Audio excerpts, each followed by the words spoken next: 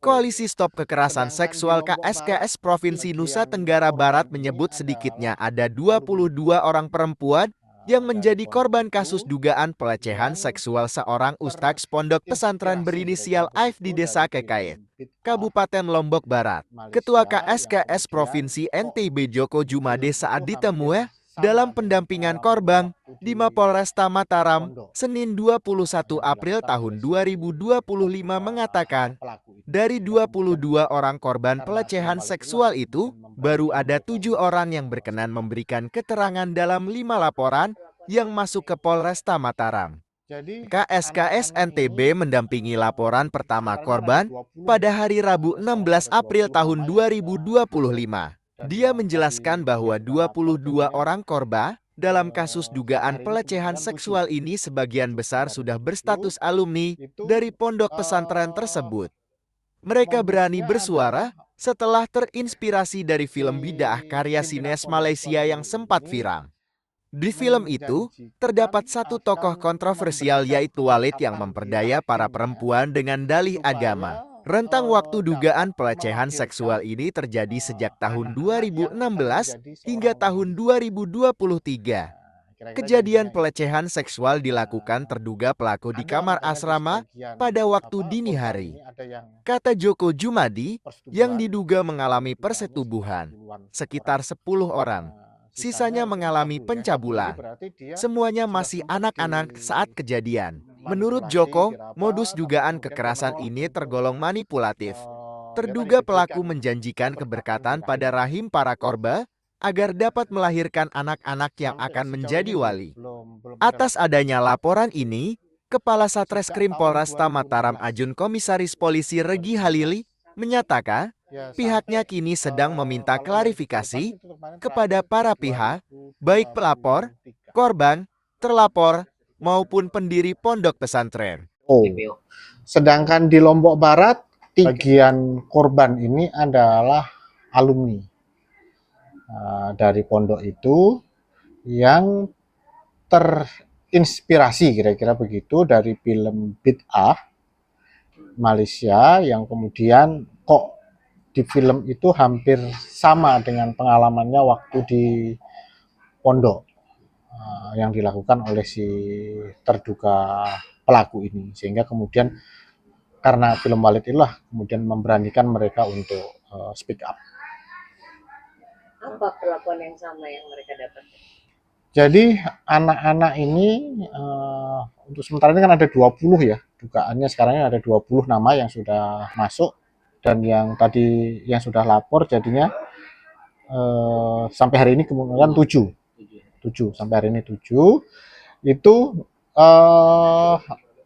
modusnya adalah si pimpinan pondok ini, tuan guru ini menjanjikan akan memberikan keberkatan di rahimnya supaya dapat melahirkan anak-anak yang akan menjadi seorang wali.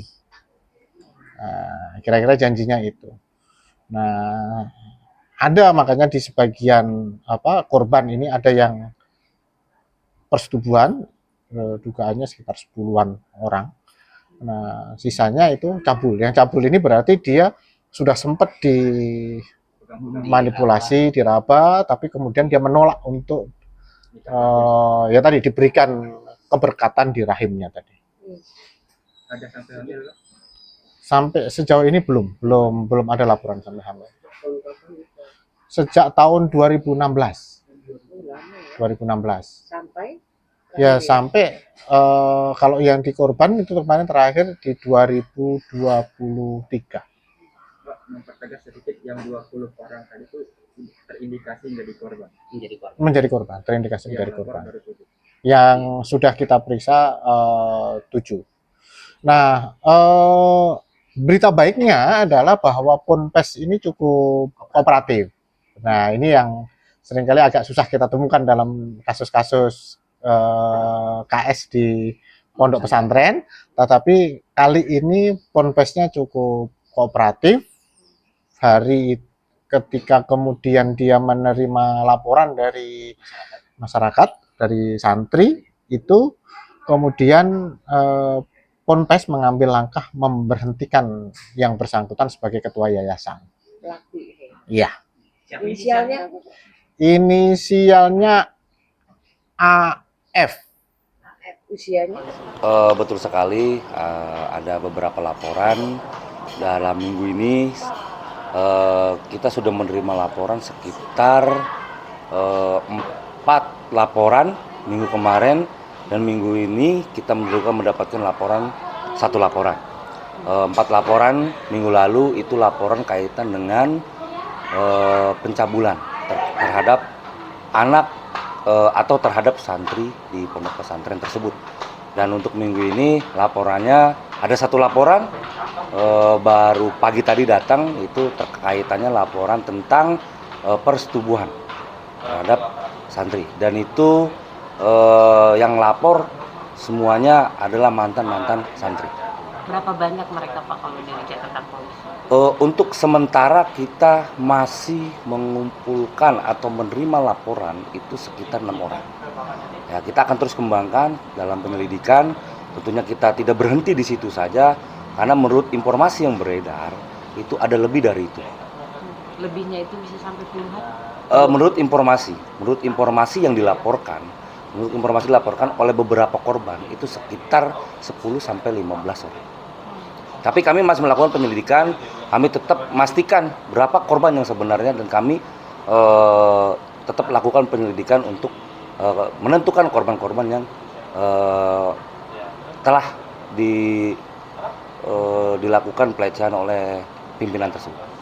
Status dari hari ini olah penyidik dari olah TKP. Ya, hari ini tadi sekitar jam 10 pagi kami sudah mendatangi TKP, kami sudah melakukan pengecekan terhadap TKP yang digunakan oleh terduga pelaku kaitannya dengan pencabulan dan persetubuhan.